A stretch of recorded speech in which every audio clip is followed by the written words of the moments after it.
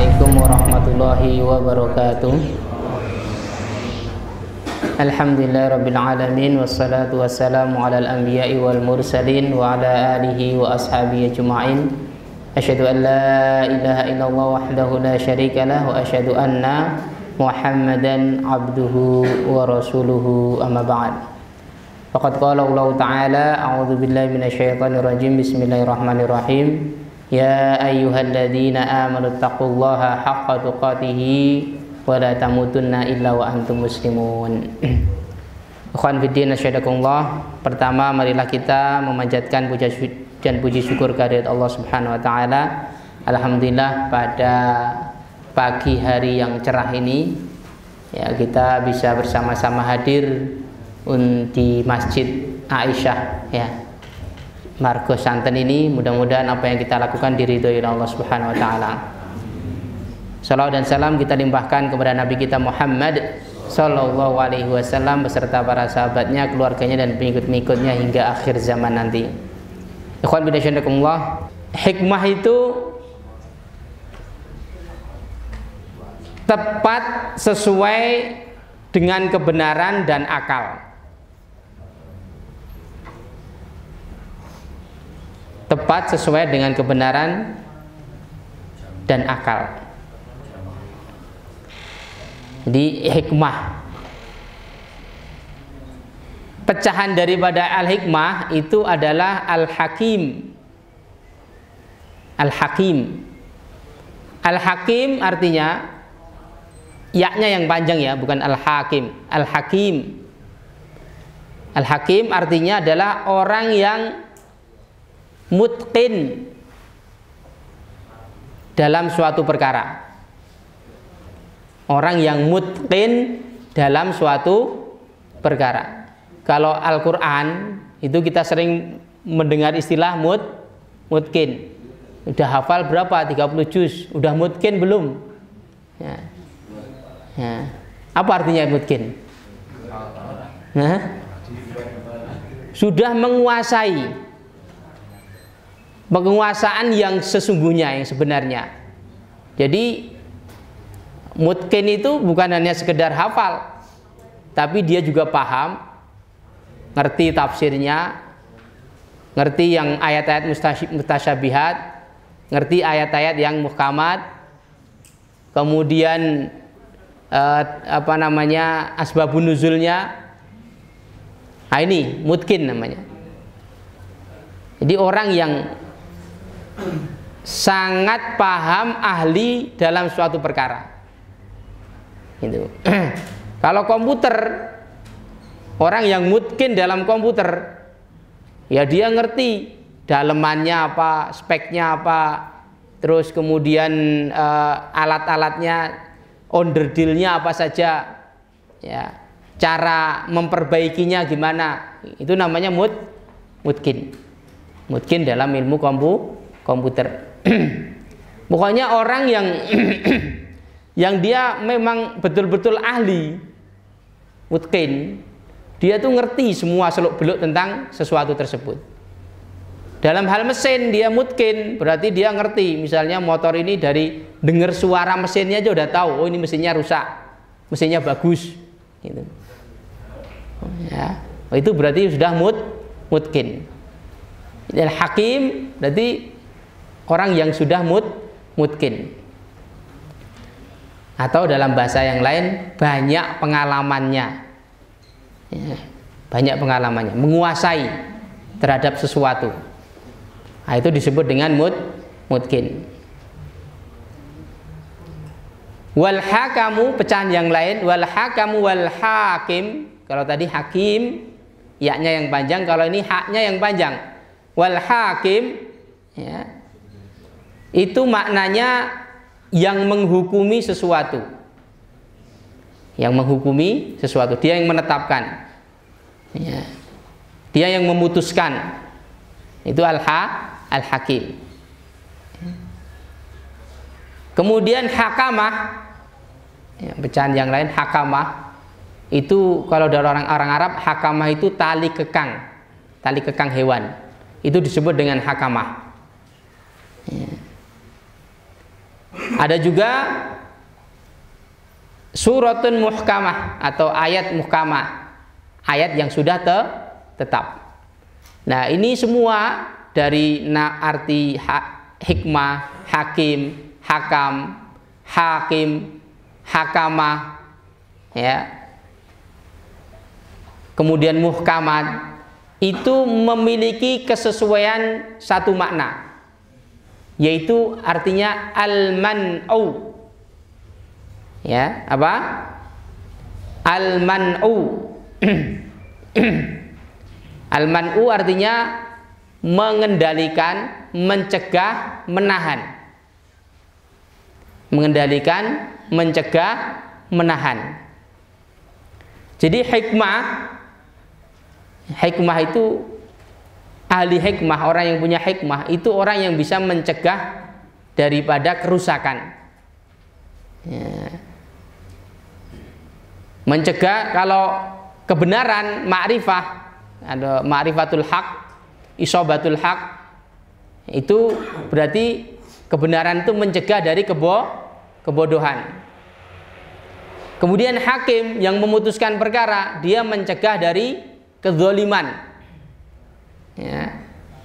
Kemudian hakamah, tali kekang, disebut hakamah karena dia apa? Mencegah hewan itu dari liar, dari apa? Tidak terkendali. Adapun surat muhkamat adalah itu surat yang mencegah orang dari memaknai dengan yang lainnya. Karena udah tetap, maknanya udah tetap. Jadi nggak bisa diartikan dengan yang lain. Kalau mutasyabihat itu yahtamil maknain aw aksar, mungkin mengandung dua makna atau lebih. Tapi kalau muhkamat itu udah nggak ada makna yang lain. Dia mencegah dari apa? Persepsi makna-makna yang lain, gitu. Jadi dari semua kata-kata atau pecahan daripada ini hikmah itu artinya ada kesamaan. Dalam hal ini adalah adanya makna mencegah dan menahan. Jadi al-man'u. Jadi ada unsur makna yang menyeluruh dari semua makna hikmah, ya, yaitu al-man'u yang artinya mencegah dan menahan, ya. Disebut juga adlun. Hikmah itu adlun karena adil itu mencegah dari kedoliman. Disebut juga hilmun. Hilmun itu mencegah seseorang dari apa? Marah, ya. Disebut juga ilmun karena ilmun itu mencegah seseorang dari kebodohan. Disebut juga dengan nubuah, ya, nubuah. Hikmah itu an-nubuah karena kenabian itu mencegah seseorang daripada kesyirikan, ya, penyimpangan. Nubuah, Al-Quran dan Injil itu sama, semua mencegah dari kekufuran, kesyirikan, dan penyelewengan yang lain. Nah, ini mafhum hikmah secara bahasa. Adapun mafhum hikmah secara istilah syar'i, ya, ada banyak, ada sekitar bahkan sampai 19 makna hikmah. Kalau kata tadi itu bahkan ada sampai 29 kata yang berkaitan dengan hikmah. Itu para ulama berbeda-beda pendapat. Adapun makna secara istilah syar'i itu juga diambil sebagian dari makna secara apa? Secara lugawi, secara bahasa. Al-hikmah diartikan dengan an-nubuwah, kenabian. Ya. Kemudian al-hikmah diartikan dengan Al-Qur'an wa fiqhu bihi. Ya, memahami Al-Qur'an dan memahaminya. Nasih mansuhnya, muhkamat dan mutasyabihatnya, kemudian halal dan haramnya, kemudian mujmal, muqayyadnya, mutlaknya, semuanya. Ya, pokoknya memahami daripada Al-Quran. Ada yang memaknai secara istilah adalah keserasian antara ilmu dan amal. Ya, berarti dia, kalau orang itu sudah punya ilmu, kemudian diamalkan, ilmunya, berarti dia ahlul hikmah. Ya. Ada yang memaknai ilmu nafi' wal amalus sholeh. Ilmu yang manfaat, bukan sekedar ilmu, tapi memiliki ilmu yang manfaat. Ya. Manfaat itu ilmu yang mengenalkan dia kepada Allah Subhanahu wa taala, ilmu yang memberi manfaat kepada akhiratnya. Itu namanya ilmu nafi'. Wal amalus sholeh, dan mengamalkan ilmu yang telah dia ketahui. Ada yang mengartikan dengan al-khosyah. Al-khosyah. Al-khosyah ini juga ya maknanya dia apa? Al-ilmu wal amal. Innama yakhsyallaha min ibadihil ulama. Sesungguhnya orang-orang yang takut kepada Allah itu dari hamba-hambanya yang ulama, yang berilmu. Jadi ilmu dan amal, ilmu dan diamalkan. Kalau ilmu tidak diamalkan, maka tidak akan melahirkan khosyah. Itu udah pasti. Orang punya ilmu sebanyak apapun dari ilmu agama, kalau nggak diamalkan, maka tidak akan ada khosyah. Tidak punya sifat khosyah kepada Allah Subhanahu wa ta'ala. Ada yang mengartikan warok fiddin, warok dalam agama. Nah, ini juga ya marjaknya sama, maknanya sama. Ada yang mengartikan meletakkan sesuatu pada tempatnya, wad'u syai' fi maudhi'ihi. Ya. Ini pengertian daripada apa? Adil. Ya. Pengertian adil. Semua itu marjaknya sama. Ya. Tadi kan secara bahasa hikmah itu juga diartikan dengan adil. Jadi semua makna-makna yang ada itu ya pada intinya adalah diringkasnya ilmu dan amal. Ya. Jadi pengertian hikmah itu adalah orang yang berilmu dan orang yang mengamalkan ilmunya. Tapi bukan sekedar ilmu. Yang dimaksud ilmu di sini adalah ilmu nafi'. Orang yang punya ilmu nafi' kemudian mengamalkannya, itu dia ahlul hikmah, atau diartikan dalam sini adalah artinya hikmah. Selanjutnya adalah hikmah dalam Al-Quran. Hikmah Al-Quran dalam Al-Quran itu ada dua. Pertama, hikmah yang disebut secara sendirian. Ya. Hikmah yang disebut secara apa? Sendirian, hanya hikmah saja. Ya. Itu dalam surat An-Nahl ayat yang ke-125. Kemudian Al-Baqarah 265. Ya. Wa may yu'tal hikmata faqad utiya khairan katsiran. Ya. Ud'u ila sabi An-Nahl 125, ud'u ila sabili rabbika bil hikmati wal mau'izatil hasanati wajadilhum billati hiya ahsan. Ya. Nah, ini maknanya seperti yang disebutkan di atas. Jadi kalau kata hikmah disebut sendirian, tidak ada yang mengiringinya, itu adalah kembalinya makna kepada lugawi dan syar'i tadi. Ya. Artinya apa? Adil, keadilan, al-hilmu, kemudian itqan, al-itqan, mutqin, ya. Yang semuanya itu mengandung kesamaan dalam arti apa? Al-man'u, mencegah dan menahan. Ya.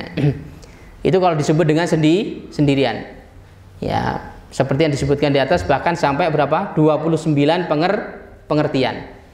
Yo mirip-mirip, beda-beda, tapi intinya sama. Itu. Cakupannya sama. Yang kedua, disebut bersamaan dengan Alkitab. Maksudnya dia mengiringi daripada Alkitab. Ya. Nah, kalau disebut bersama dengan Alkitab atau Al-Quran, maka dia maknanya adalah as-sunnah. As-sunnah. Dalam surat Al-Baqarah 129 dan juga 231. Kemudian dalam surat Ali Imran 161 4. Nah, ini juga yang di makna hikmah itu as-sunnah adalah yang diyakini pendapat daripada Imam Ibnul Qayyim dan Imam Asy-Syafi'i rahimahullah, ya. Yatlu alaihim ayatika wa yuzakkihim wa yu'allimul kitaba wal hikmah. Jadi alkitab wal hikmah, ya. Kalau ada yang mengiringi kata-kata kitab disebut bersama dengan alkitab, maka al-hikmah di sini maknanya adalah as-sunnah. Apa sunnah? Perkataan, perbuatan, ya, dari perkataan, ucapan, perbuatan, terus apa lagi? Dan apa yang didiamkan oleh Rasulullah, takrir, ya. Dan apa yang didiamkan oleh Rasulullah Shallallahu Alaihi Wasallam. Ya, pembahasan kita makna hikmah yang disebut sendirian dalam Al-Quran, ya, bukan yang disebut bersamaan dengan Al-Quran. Ya, jadi makna yang pertama, meskipun ya keduanya itu ada kaitannya. Pembahasan yang kedua adalah ahamiyatul hikmah atau urgensi hikmah, ya, urgensi hikmah. Ya, ini dalilnya diambil dari surat An-Nahl 125, bahwa Allah memerintahkan kita ini berdakwah dengan hikmah, ya. Tadi saya sebutkan ayatnya, ud'u ila sabili rabbika bil hikmati wal mau'izatil hasanah.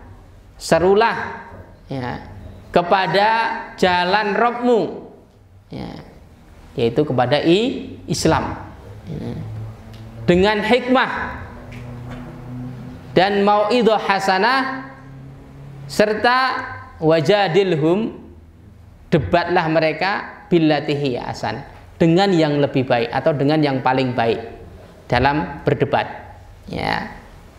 Nanti ditambah satu lagi kaidahnya, yaitu bil quwwah.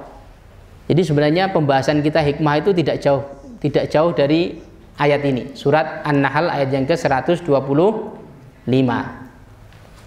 Kemudian juga dalilnya adalah Nabi dalam sepanjang sejarahnya selalu melazimi sifat hikmah dalam segala urusannya, ya. Selalu melazimi hikmah dalam segala urusannya, karena memang beliau ini, ya, sebelum kenabiannya atau setelahnya, ya. Jadi sebelum Isra dan Mi'raj itu malaikat datang kepada Nabi, kemudian membelah dada Nabi, ya. Kemudian malaikat itu membawa tostin itu wadah nampan yang besar terbuat dari emas yang di dalamnya penuh dengan iman dan hikmah, ya. Dalam hadis itu disebutkan penuh dengan apa? Iman dan hikmah. Lalu iman dan hikmah itu dimasukkan ke dalam dada Nabi Muhammad Shallallahu Alaihi Wasallam. Ya, wujudnya kayak gimana ya nggak tahu, ya. Pokoknya bawa nampan itu, jadi kan itu tidak masuk akal, ya. Ya, iman dan hikmah kok bisa diwadahi, ya. Ya, tapi lah itulah redaksinya dalam hadis seperti itu. Kemudian dimasukkan ke dalam dada Nabi Muhammad SAW, kemudian ya, dikembalikan lagi, sehingga apa? Beliau dipenuhi dengan hikmah, ya, dipenuhi dengan hikmah, ya. Dan itu menjadi apa? Menunjukkan bahwa hikmah itu pokok utama, modal yang paling utama di dalam berdakwah kepada Allah Subhanahu wa Ta'ala. Nah, itu hikmah. Pembahasan yang paling panjang itu nanti bagaimana cara mendapatkan hikmah, nanti pada pembahasan yang kelima masalah, ya. Ya. Maka di dalam surat Al-Baqarah ayat yang ke-269 Allah berfirman, yu'til hikmata may yasha. Allah itu memberi hikmah kepada siapa yang Allah kehendaki. Wa may yu'tal hikmata faqad utiya khairan katsiran. Dan barang siapa yang diberi hikmah oleh Allah Subhanahu wa taala, ya, hikmah di sini bukan sunnah ya, tapi seperti tadi yang sudah saya sampaikan, pengertiannya secara bahasa maupun secara syar'i.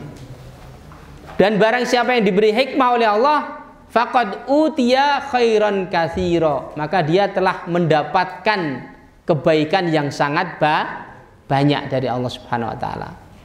Dalam Pak ahli mufasir menyebutkan, sehingga ahli mufasir itu mengatakan, maka hikmah ini, orang yang diberi hikmah, ya, nikmat hikmah itu harganya melebihi daripada dunia dan seisinya, ya, melebihi daripada apa? Dunia dan seisinya. Maka sudah semestinya kita harus mencari, ya, berusaha untuk menjadi ahli hikmah, ya.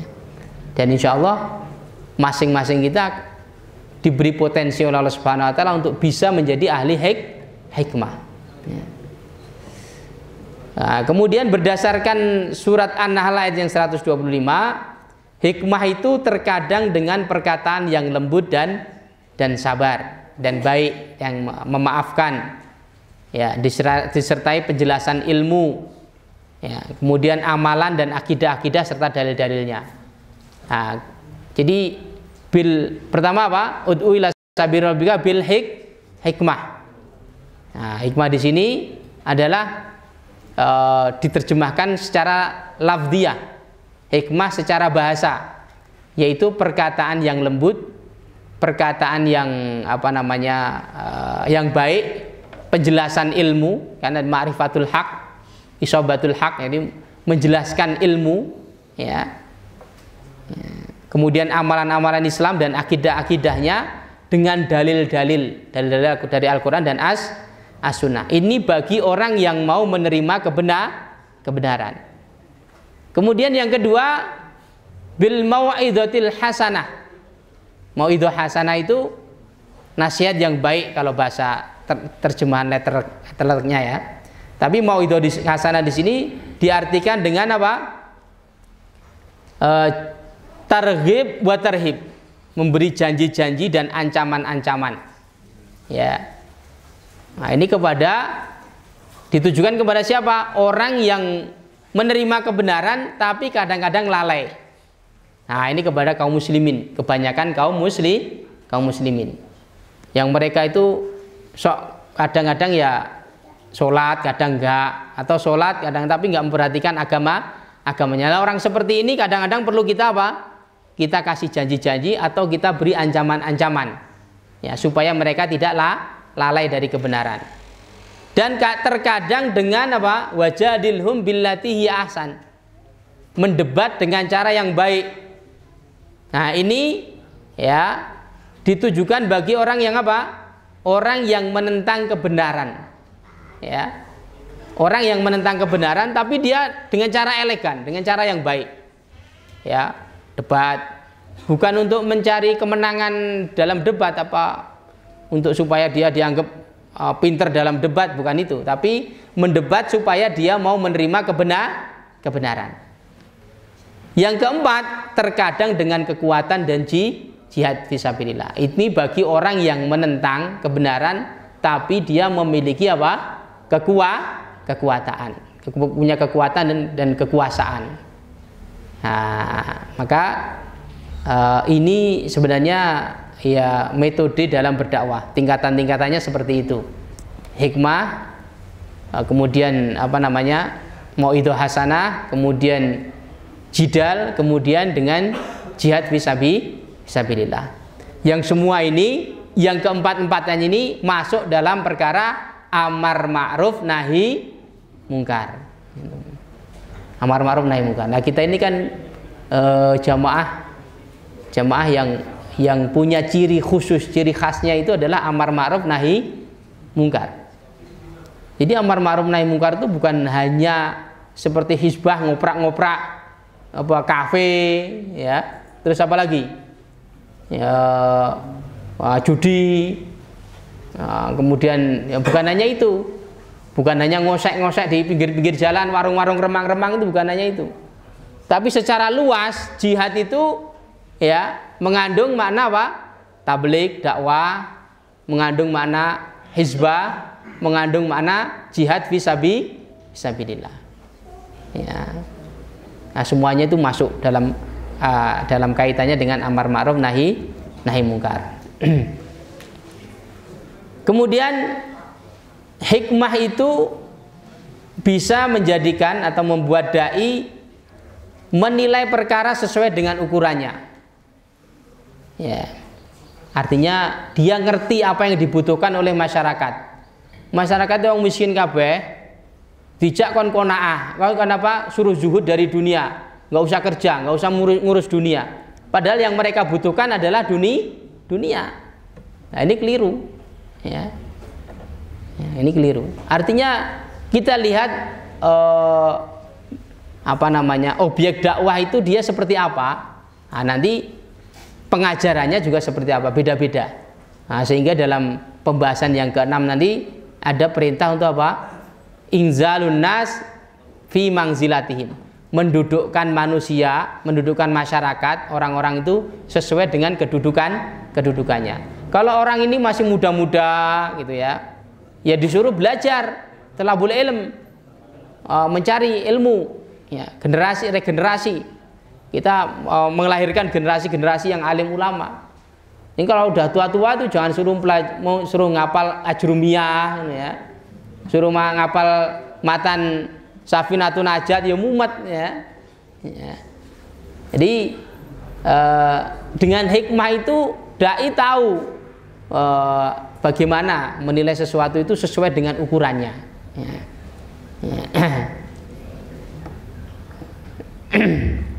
Kemudian hikmah membuat dai itu memikirkan kondisi mat'u, psikologinya bagaimana, geografinya bagaimana, adat kebiasaan mereka bagaimana, sehingga nanti bisa menentukan metode dakwahnya seperti apa. Ini penting, perlu.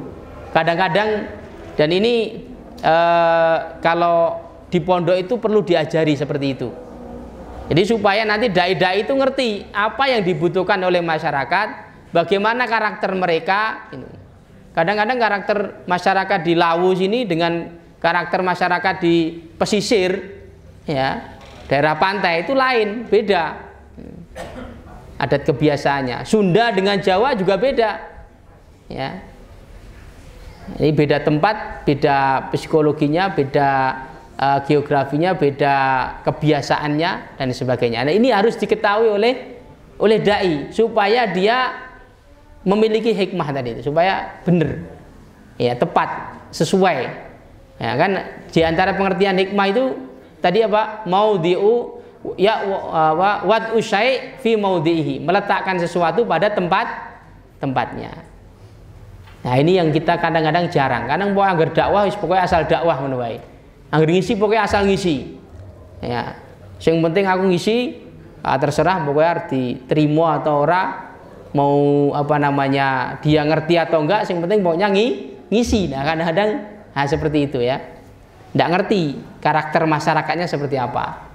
Ya, di masyarakat. Ini kan karena kaitannya dakwah ya. Pilar-pilar dakwah, sehingga terutama bagi dai-dai.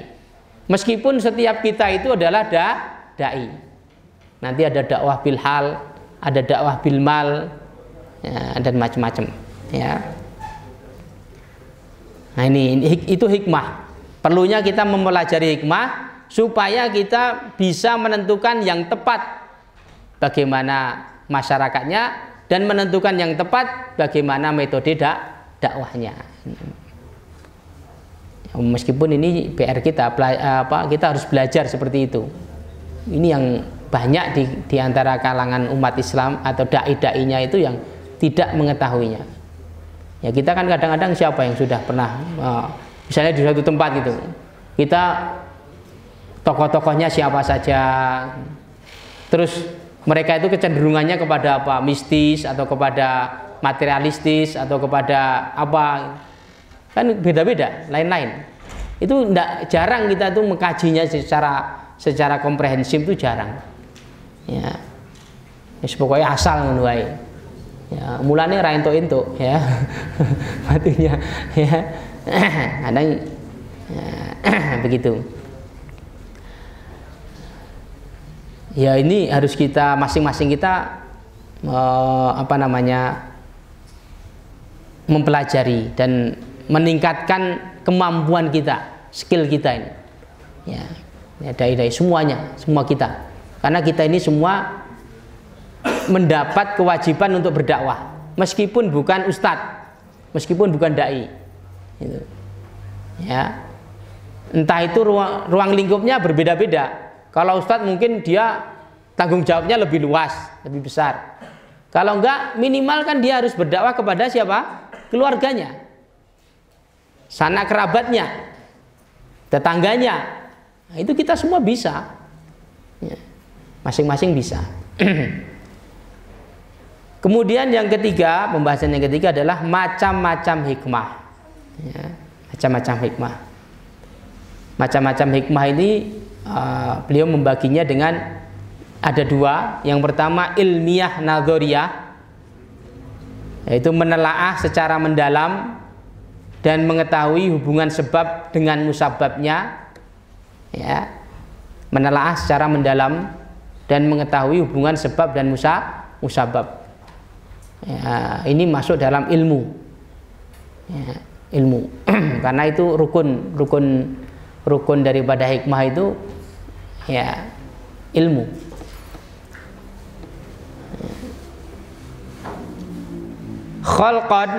Khalqan itu penciptaan. Ya. Amron itu perintah. Oh, karakter penciptaan Allah itu, manusia itu begini, binatang itu begini, orang kafir itu seperti ini, orang beriman itu begini. Itu khalqan. Amron, perintah dari Allah. Oh, kita itu diperintahkan untuk seperti ini, seperti ini, seperti ini dan sebagainya. Takdiron, takdir itu maksudnya kauni. Jadi sifat kauniyah. Sifat kauniyah. Wa syar'an, dan syar'an itu syariat, secara syariat. Sumbernya ilmu dan pengetahuan, ma'rifah ya, mendalami, mempelajari. Maksudnya takdiron wa syar'an, kauniyah dan syar'i itu begini. Secara kauniyah, orang itu kalau mau sukses harus berjuang, kan itu. Kalau orang itu harus sukses harus usaha. Ya.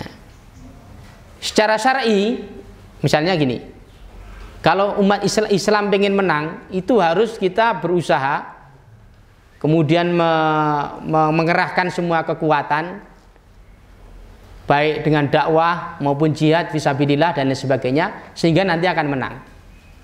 Ya. Kalau syar'an itu Allah Subhanahu wa taala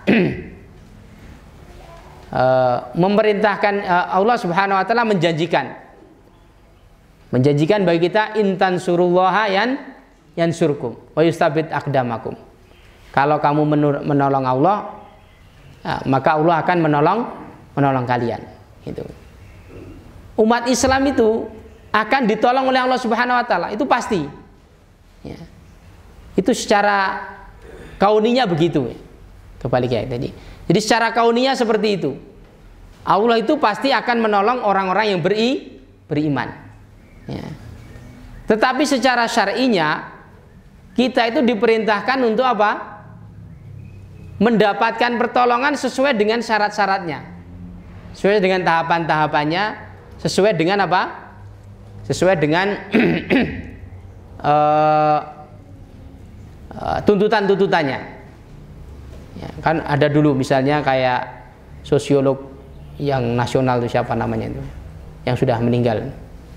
Dia mengatakan Al-Quran itu nggak perlu dibela, nanti akan dibela oleh Allah Subhanahu Wa Taala.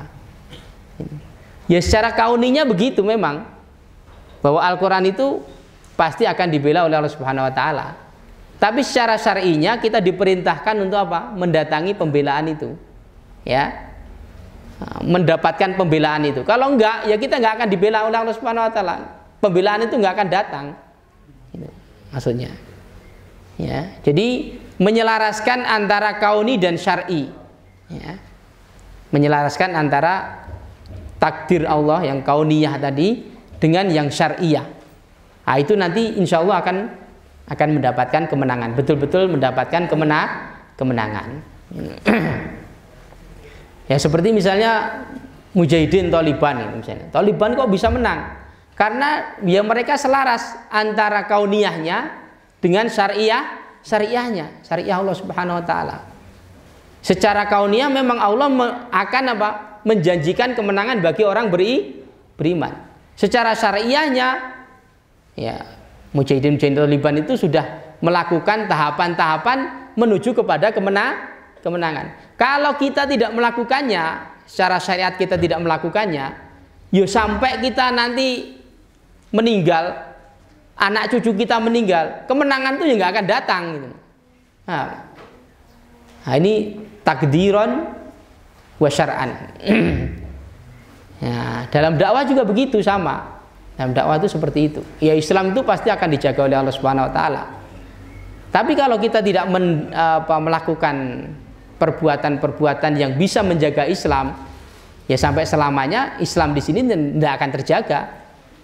Justru nanti akan malah terusir. Justru nanti akan tergeserkan, akan hilang. Dan itu bisa saja terjadi kalau kita tidak melakukan syariahnya dari itu, perintah-perintah syariah dari Allah Subhanahu wa taala. Seperti di mana? Manila, ya. Di Filipina. Filipina itu dulu mayoritas muslim. Ya, Manila itu kan katanya fi amanillah. Kota apa? Fi amanillah. Ya, kemudian jadi Manila. Sekarang mayoritas Kristen, Portugis, ya. Albania, kemudian mana lagi? Negara-negara Eropa Timur itu ya. Yang dulunya mayoritas muslim menjadi apa? Sekarang mayoritas kafir. Mungkin Albania masih muslim banyak, ya. Jadi itu bisa saja terjadi karena tidak melakukan apa? Ya, menjalankan perintah Allah atau ya perintah Allah yang kauniyah dan syariahnya tadi. Kemudian yang kedua adalah macam hikmah yang kedua, hikmah amaliyah, yaitu meletakkan sesuatu pada tempatnya, ya, mengerjakan sesuatu pada tempat dan waktunya. Ya, ini sumbernya adalah keadilan dan kebenaran. Ya, karena tidak akan mungkin, ya, itu definisi daripada adil sendiri, ya. Adil itu kan meletakkan sesuatu pada tempatnya. Ya, kalau kita ini sudah sesuai dengan mengamalkan amalan-amalan yang sesuai waktu dan tempatnya, ya pasti kita akan mendapatkan kesuksesan dalam berdakwah. Nah, semua amalan-amalan Nabi itu begitu. Contohnya dalam surat Asy-Syu'ara, ya. Ayat yang ke-83. Rabbi habli hukma wa alhiqni bis-sholihin. Ya Allah, berilah aku hukman, yaitu ilmu, ya, ilmiah nadoriyah, wa alhiqni bis-sholihin, dan kumpulkan aku bersama orang-orang yang soleh, mengamalkan amal soleh. Ini ya hikmah amaliyah. Kemudian juga surat Toha, ya, surat Toha. Nah, coba Mas, ada ayat surat Toha ayat yang ke-14, silakan. Ya, surat Toha 14, yang lain surat apa ini? Maryam 30 dan 31. Betul. Ya. Jari.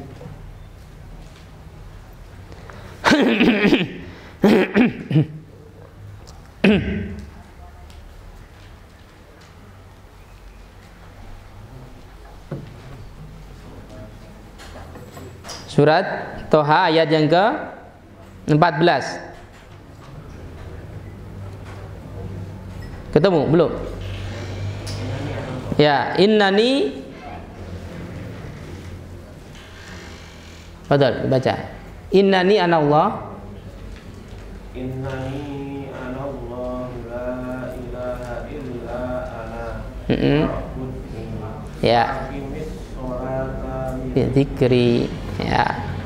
Innani anallah la ilaha illa ana. Itu adalah hikmah ilmiah. Sesungguhnya ya, aku adalah Allah, tidak ada Tuhan kecuali saya, kecuali aku.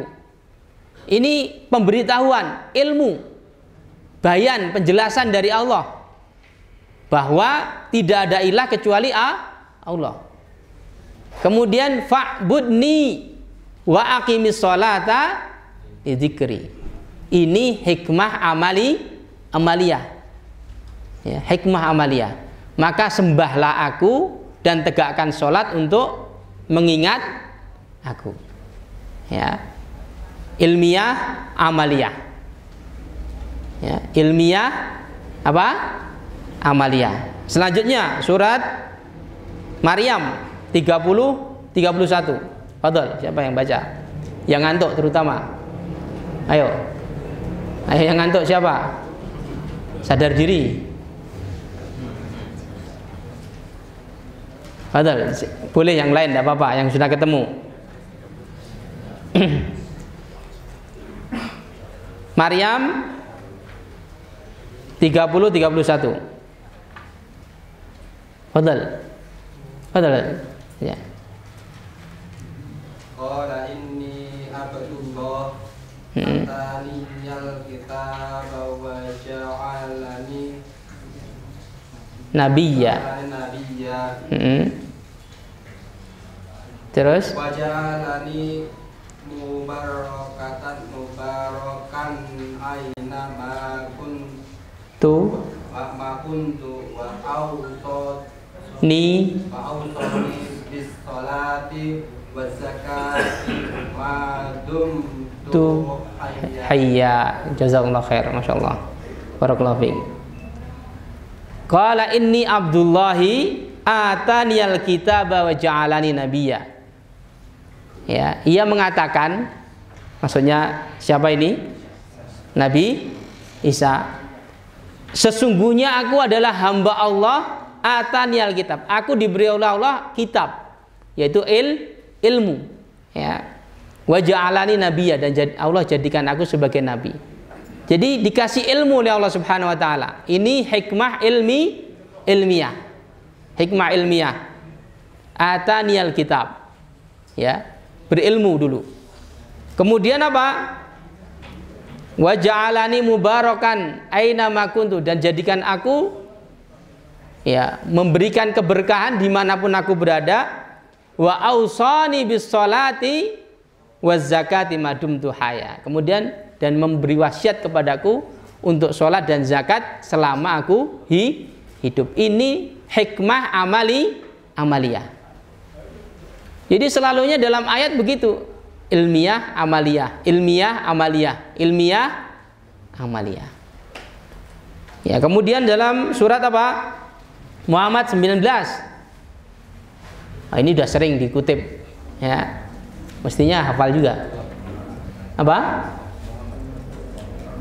Fa'lam annahu la ilaha illallah fastaghfir lidzambik. Jadi ketahuilah bahwa tidak ada ilah kecuali Allah. Ini hikmah ilmiah. Berilmu dulu. Fa'lam, ketahuilah, belajar, mempelajari, memahami, penjelasan, bayan. Ya. Kemudian apa? Wastaghfir. Nah, baru praktek, amalan. Ya. Ini hikmah hikmah amaliyah. Wastaghfir lidzambika. Ya. Kemudian juga surat apa? An-Nahl ayat yang ke-2. Yunazzilul malaikata birruhi min amri ala may yasha min ibadihi an anziru annahu la ilaha illa ana fattaqun. Ya. Jadi an anziru annahu la ilaha illa ana, ini adalah hikmah ilmiah. Fattaquni hikmah amaliyah. Fattaqun hikmah amaliyah. Maka bertakwalah kepadaku. Ya. Jadi kalau kita ingin memiliki hikmah yang sempurna, ya, itu adalah berilmu beramal. Berilmu beramal seperti tadi dalam definisinya. Ya. Hikmah itu adalah ilmu yang nafi' wal amalu soleh, ilmu yang manfaat dan beramal dan amal soleh. Ya, ini macam-macam hikmah. Ya. Kemudian yang keempat, derajat hikmah. Ya. Ya, derajat hikmah. Derajat hikmah ini ada 3. Yang pertama adalah ini yang paling bawah, yaitu memberikan segala sesuatu sesuai haknya, tidak mengurangi dan menambahnya, tidak menunda dan mempercepatnya. Ya. Tidak menunda dan mempercepatnya. Jadi segala sesuatu itu kalau pas timingnya, tepat waktunya, tidak ditunda dan tidak disegerakan, itu pasti akan berhasil, gitu. Pasti akan sukses. Ya. Jadi memberikan segala sesuatu itu sesuai dengan hanya dalam segala perkara dan dalam semua perkara. Nek terlalu dini ya nanti kurang bagus. Kalau terlalu lama ya juga kurang bagus. Yang ngepaske ini yang susah. Ya. Lah dalam mengepaskannya itu ya harus tahu ilmunya, gitu ya. Ngerti ilmunya. Ya. Entah itu dalam perkara mesin, entah itu dalam perkara pekerjaan, entah itu dalam perkara bisnis, entah itu perkara apa saja. Ya. Itu harus ya menempatkan sesuatu sesuai dengan haknya. Ya. Seperti kalau dicontohkan di sini dalam kitab ini adalah menanam. Menanam itu benih-benih itu misalnya kalau kita ngasih haknya berlebihan, yo nanti akhirnya gagal. Ya, misalnya masih benih kemudian kasih diairi terlalu banyak, ya akhirnya bosok, nggak jadi tunas. Tapi kalau nggak diairi kurang airnya, ya nanti juga akhirnya kering dan mati, gitu. Ya, harus tepat. Nanti juga kalau memanen nggak sesuai dengan waktunya, ya hasilnya nggak maksimal, gitu. Belum waktunya untuk dipanen. Ya. Nah, itu tadi kalau karena dia tidak sesuai dengan hikmahnya. Ya. Ini derajat yang pertama. Derajat yang kedua adalah mengetahui keadilan Allah dalam janji dan ancamannya. Hukum-hukum Allah yang syar'i dan kauni, bahwa Allah tidak menzoliminya. Ini surat ayat An-Nisa, innallaha la yadzlimu mithqala dzarratin wa iyyaku hasanatan yu'ti ajran azima. Ya. Jadi Allah tidak menzolimi sedikit pun kepada hambanya, ya, meskipun sebesar biji dzarrah. Kalau misalnya percobaan kita gagal,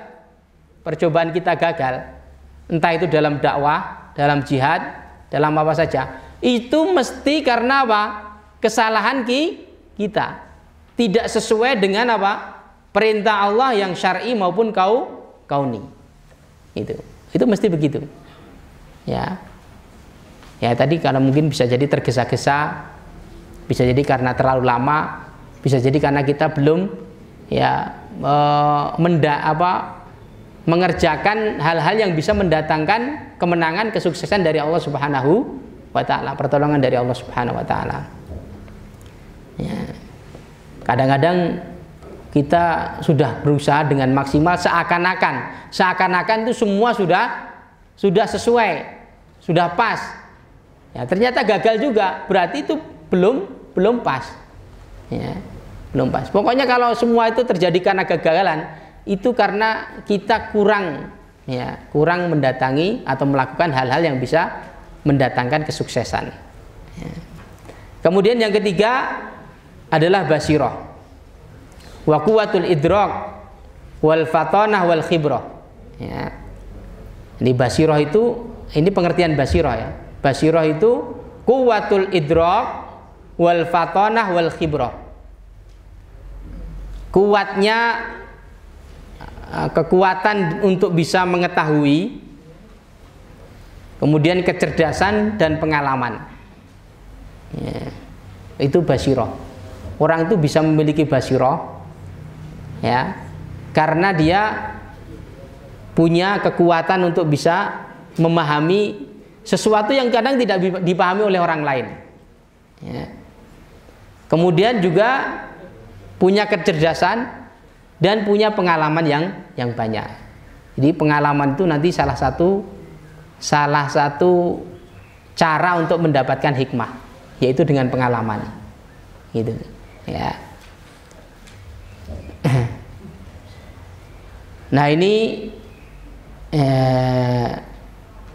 adalah yang ilmunya sampai ke dalam hati, di mana kalau ilmu itu masuk ke dalam hati akan menguatkan basiroh, dan ilmu masuk ke dalam hati itu pasti akan melahirkan amal. Nah, amal-amal itulah yang nanti akan kemudian menjadikan basiroh kita itu semakin meningkat.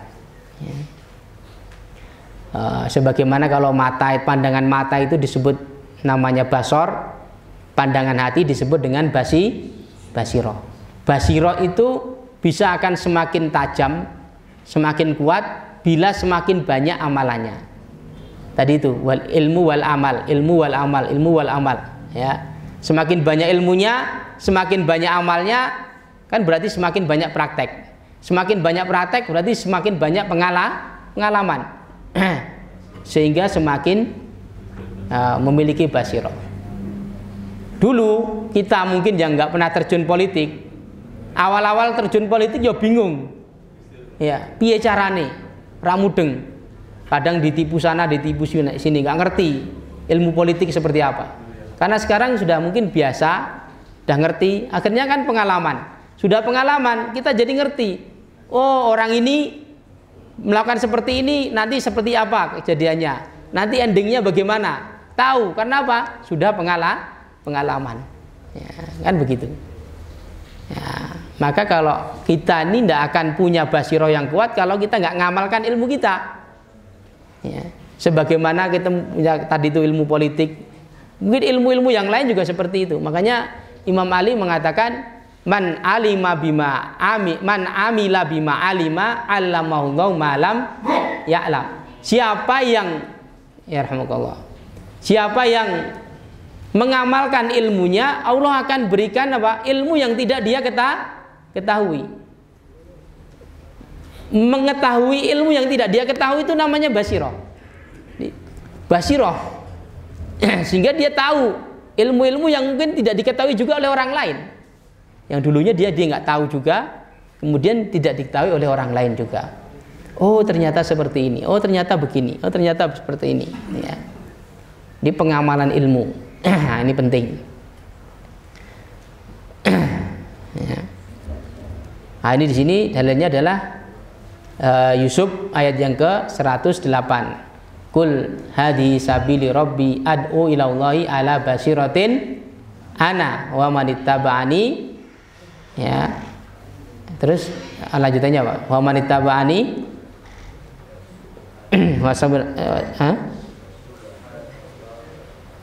wa subhanallahi wa ma ana minal musyrikin. Ya. Nah, surat Yusuf ayat yang ke 108. Nah, basirah dalam dakwah itu ada 3 perkara. Ya, karena ini kaitannya dengan dakwah ya.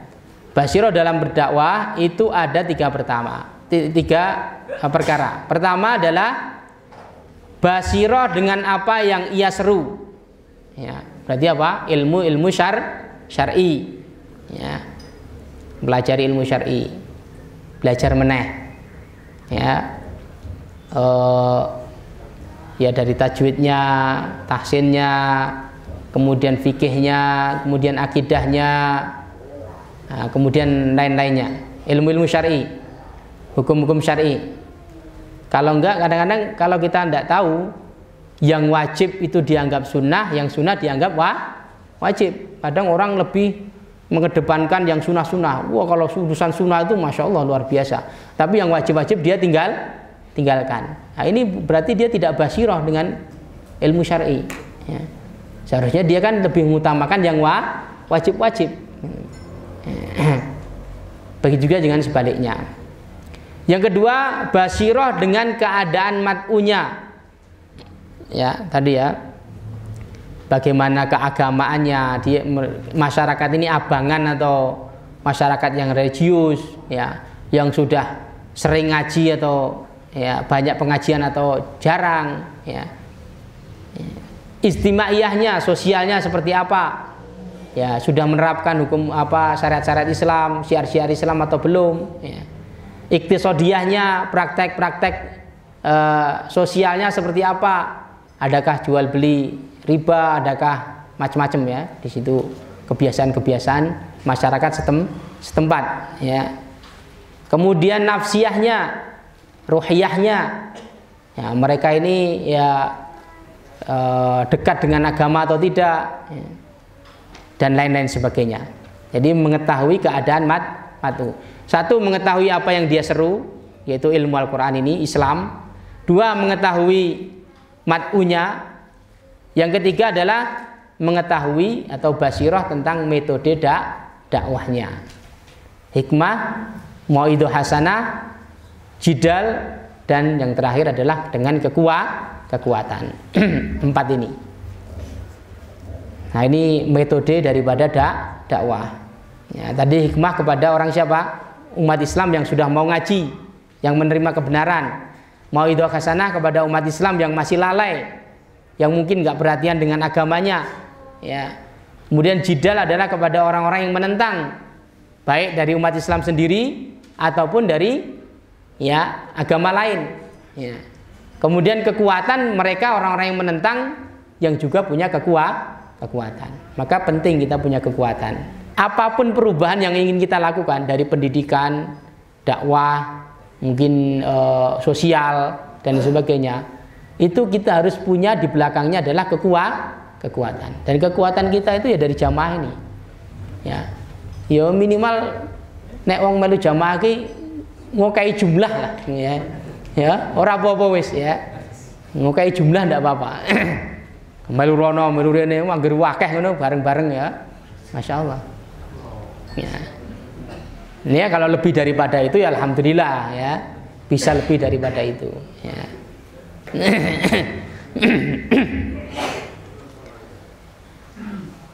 Ya. Masya Allah. Sudah jam 10 ya. Baik.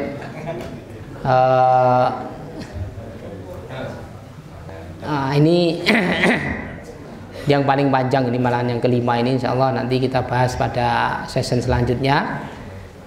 Dan mari kita mudah-mudahan kita semua ini diberi oleh Allah Subhanahu wa taala hikmah, ya. Karena faman utiya wa may yu'tal hikmata faqad utiya khairan katsira. Siapa yang diberi hikmah maka diberi oleh Allah Subhanahu wa taala kebaikan yang banyak. Aku qouli hadza wa a'lam bishawab. Assalamualaikum warahmatullahi wabarakatuh.